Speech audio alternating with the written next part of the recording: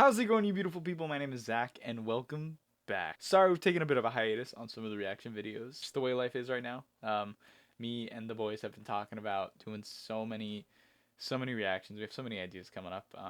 We're gonna get back to folklore, but I thought I would kind of go back to like the different side of the channel, which is kind of more on like the creative production songwriting side of things, which truly is like what I really enjoy. I just released an EP about a month ago almost now, called Somewhere Else. It's got 4 tracks on it, 4 tracks that I'm incredibly proud of, and I've been working super hard on them.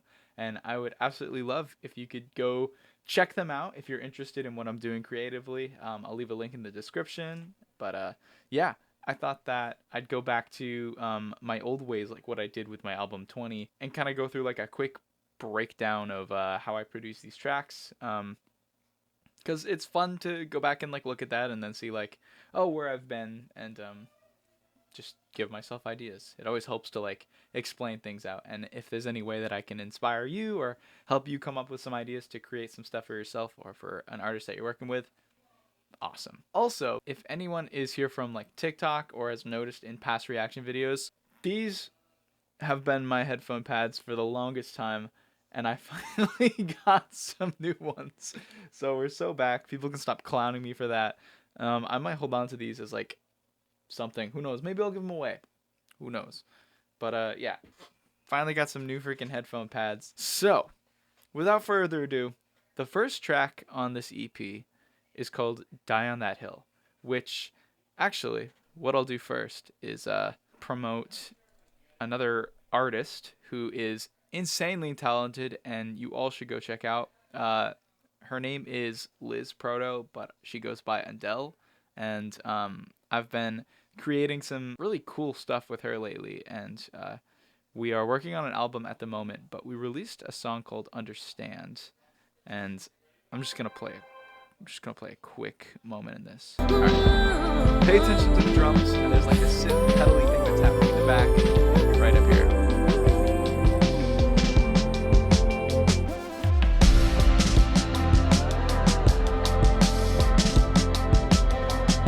So I really messed with those drums a lot, and there's kind of like this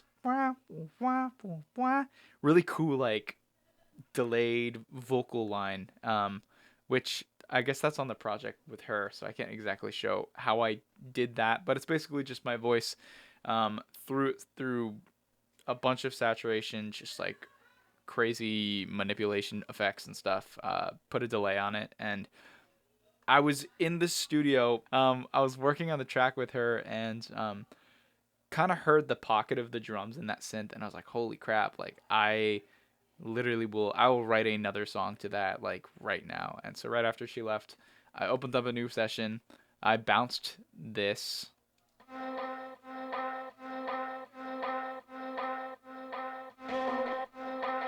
basically looped that. I think I just sampled like a one shot of me like doing some vocal loop, and then put I think like a side chain on that. That's why it sounds so bouncy.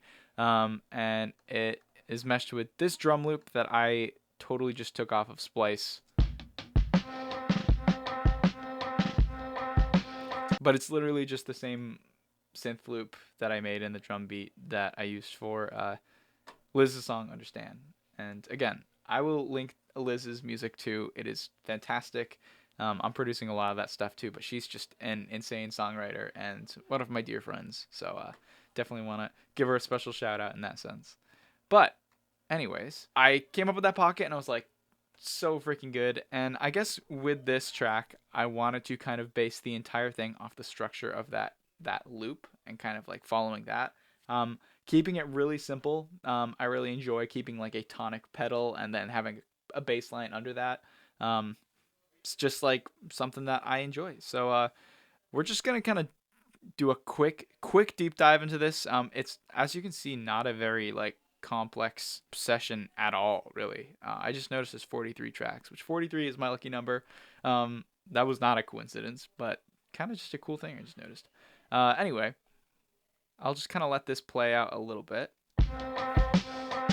It's post-traumatic when you happen to come up in conversation, like your silhouette inspires my poor concentration. All this is is literally this vocal, this bass line, which is, I'm pretty sure, just a serum patch. It almost sounds like a slap bass. It's compressed with, I think I probably just have this getting sidechained with something. Oh, the drums, duh. So just kind of keeping that in that pocket. And yeah, literally just, that's a lot of the basis of it. Quick vocal thing, because yeah, post-traumatic when Metatune going through. What do I have in Virtual Mix Rack? Just a quick little preamp, give it a little extra sound, EQ in all that low end muddiness stuff out of there. Another Virtual Mix Rack, I got a noise gate, just EQ, kind of getting rid of some of the mud and adding a little bit of high end there. Another little compressor, kind of pushing it just a tad. I definitely like to, one thing I've noticed very recently is I like to squash the vocals a lot. I know that's like a pop thing, and like, sure, like, say what you will about compression and like how much you use it. Definitely with this track where you got like the super hard like drum beat and it's very crunchy and stuff, I wanted to have a vocal that really just like pushed and kind of squashed everything in. Really harsh too. De-esser and multipressor, so just like a multi-band compressor, kind of compressing more of that like low mid end. And then I put a little meta pitch on it, so I decreased the formant of it just a tad, so this is what it sounds like without it. I sound like a baby every time I listen to it now. when you happen to come up in conversation. And it just felt like I needed something to make it feel a little bit deeper. With this whole EP, I was working a lot with like just different vocal effects, and like, sure, it's cool to like, I don't mind my voice. I'm not like crazy about it in any way, so any way that I can kind of just like distract it from being the super super raw thing, might as well. And I'm too afraid to do it sometimes. So When you happen to come up in it's conversation. just a little bit deeper. You can kind of notice. And so I guess in that sense, it's a response to my album 20, which is a lot about just growing up and stuff, and to be in like this deeper realm of like, oh, I'm more matured in this sense, I think. And yeah, just kind of painting a different picture. So that's really that.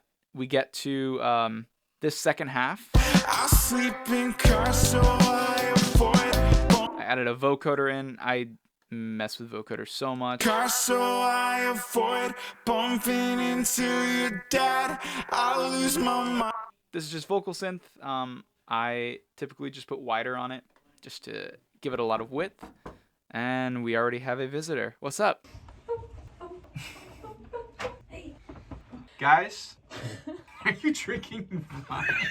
I've never done it. We're back. I didn't realize you just use your iPhone.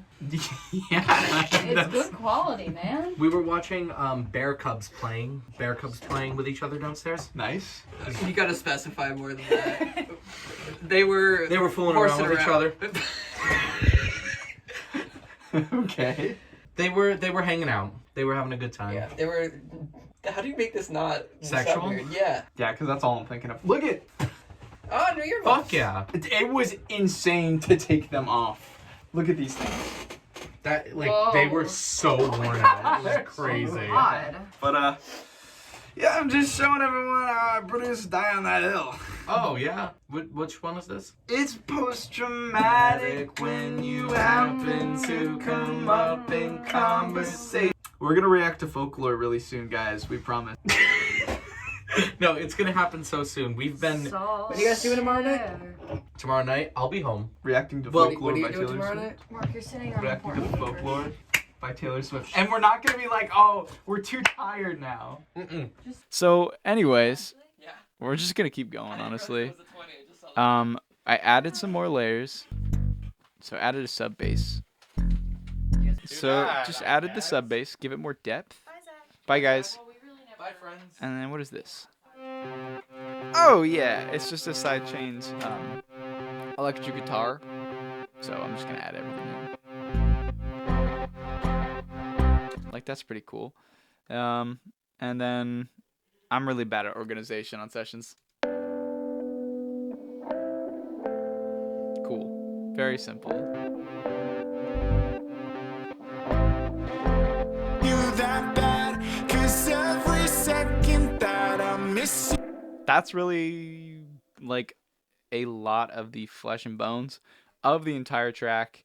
All right, and then speed run through the rest of this, I guess. We get to this little riser. I got to work more on transitions, so stuff like this. Sick.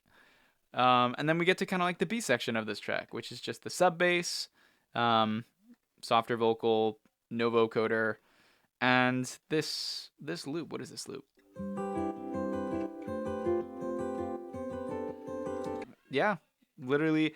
Typically, I don't like using splice loops, but I don't know. I was kind of just like, this was definitely one of those sessions where like it kind of just all happened in one sitting, and so I was like, I'm just gonna go with whatever this is, whatever intuitively feels right, and I guess this is what felt right. So Life's been getting better now. I think I'll work on myself. kinda I'll that. find pockets of sunshine when I'm climbing out of hell. this choir. Parents were good to me.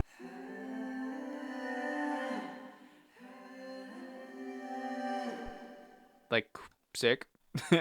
And then we get to Damn. all that is just this hat groove. I've been so obsessed with that like simple groove, like a I don't know why. I'm pretty sure I got it from 17 by Leon. Listen to that song. It explains so much of like my production choices and stuff. Clarinet thing. What is this? Cool. Just random sounds. What is this?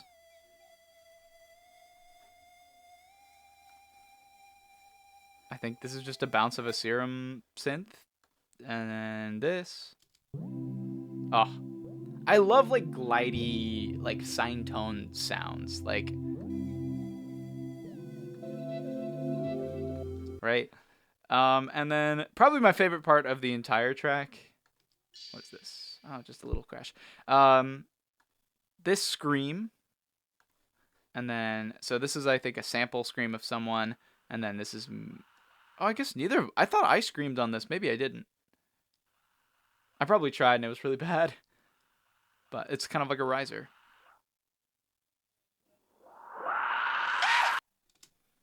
Just kind of a cool little texture. I get allergic to the sun. Go back into the second verse. Practically the exact same thing minus, I guess a couple little things. Never mind, it's not the same at all.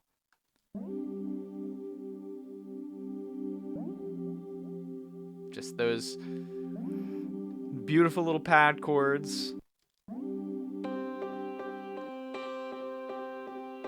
Like this dance piano type thing. Always gotta have like some plucky pad in there. This is, I believe, just the really dirty guitar. And then I wanted to, yeah, just keep it really grungy, really nasty, and then have some little like out of tone, like little glitches and stuff. It just felt super hardcore. Kind of felt like an Olivia Rodrigo type thing. And then these little strings. It's very Disney. Why the fuck do I get nauseous when I see? Cool, yeah. Start it right when I curse. Great for monetization. Yeah. That's genuinely like actually the entire song. I think there's one little thing that's different in this B section. That's the second half of the verse. Oh yeah, these strings. So instead of the choir, it's now these strings.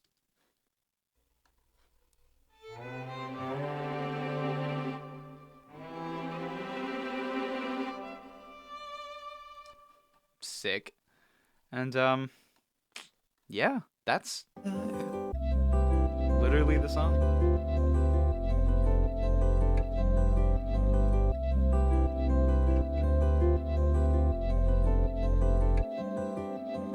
It's really just like a really simple kind of mesh of like these super like sine tony ethereal tones and stuff, mixed with just like acoustic hard punchy drums, bass, acoustic guitar, kind of always trying to puzzle those textures together, and this one kind of just came out in a really cool way. So that's how I produced Die on That Hill. If you want to see the other 3 songs, I'll probably do them regardless, but let me know in the comments. And again, super excited to get back into doing some stuff. It's been a minute, and I will see you guys all soon. Go stream somewhere else. EP, link in bio. Peace.